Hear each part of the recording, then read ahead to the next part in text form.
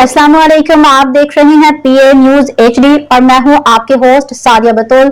शामिल करते हैं आज की अहम खबरें। सैलाब ज़दा इलाकों में फौरी इमदादी कार्रवाइयों की ज़रूरत है। मियां जमील अहमद अंजुमन अराइयां पाकिस्तान रजिस्टर्ड के सीनियर नायब सदर की अपील।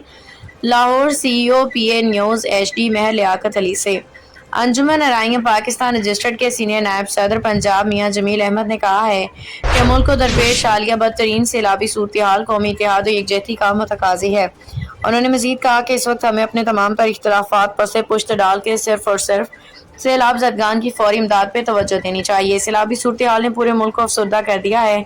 सोशल मीडिया और दीगर ज़राए अबलाग पे आने वाली तस्वीर और वीडियोज़ में आवाम की उम्र भर की जमा पूंजी, कीमती अमलाक और माल मवेशी पानी के रेलों में बहते देख कर हर दर्दमंद दिल रंजीदा है।